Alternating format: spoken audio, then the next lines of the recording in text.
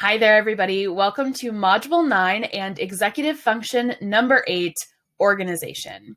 Today we are going to talk about organization when it goes well, organization when it goes wrong, and how to cope when it goes wrong. So, what is organization?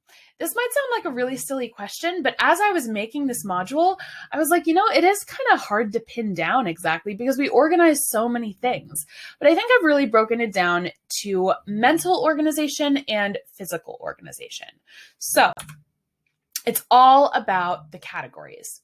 Healthy organization looks like having a home for everything within reason, and this is more when it comes to physical organization. Being able to sort things into categories that make sense to you, and that really can apply to mental and physical organization. And avoiding excessive or upsetting levels of clutter. And the definition of excessive or upsetting is completely up to you and depends on the individual. Clutter is subjective and really depends on the person. But I think all of us have a threshold where we hit a point where the clutter becomes distracting or upsetting. And that is when I would deem it, quote unquote, excessive. So organizational struggles. That's what organization is. What about what organization isn't? What does disorganization look like? I think the biggest thing is a lack of structure. So the things tend to stay best organized when there are clear boundaries and structures in place for both mental clutter and physical clutter. So when it comes to physical clutter, structure might look like bins, a organizational structure of some kind. So like cabinets or shelves, something like that. And then for mental clutter, structure can look like having boundaries even within your own mind and being able to, if you find yourself ruminating, for example. So ruminating is when you think about something sort of obsessively and you just keep turning it over and over in your head. So that is definitely a form of mental clutter.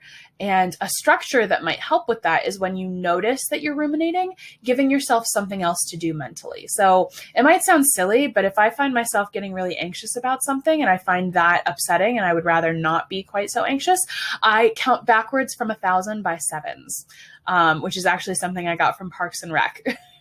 But it's a really good distraction, mostly because I'm not that great at math. And so counting backwards from 1,000 by sevens is a challenge. So that is definitely a way to build structure, a way to have boundaries within your mind. The other issue that I think a lot of people run into when they're organizing is a lack of categories.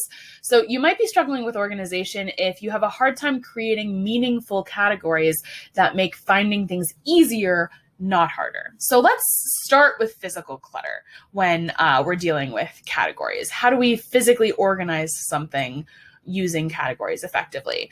I think it's really important to divide things into categories that make sense to you personally. So everybody's going to have different categories, but whatever makes sense to you, I would divide things that way before you even start organizing. And we'll get to that a little bit when we get to the coping section. But the main idea here is you might be struggling with organization if you find it really hard to categorize anything. That is the executive dysfunction speaking. So poor organization is going to look different for everyone because healthy organization looks different for everyone. You do not have to be neurotypical to be organized.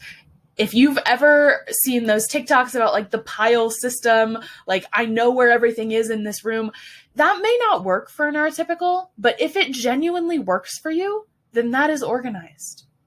Now, if it doesn't work for you, if you find it distressing, you just feel unable to cope with it, that's a different thing. That is executive dysfunction that we do need to gradually work on. But if you genuinely have a system that works for you and it's just not neurotypical, that's completely fine, right? You do not have to be neurotypical in order to be organized. So how do we cope when we struggle with organization? I have touched on a couple of these already, but the two main ways to cope, I love detailed labels and clear organizational bins. So clear organizational bins are great because you can see into them. You can literally see what you're looking for.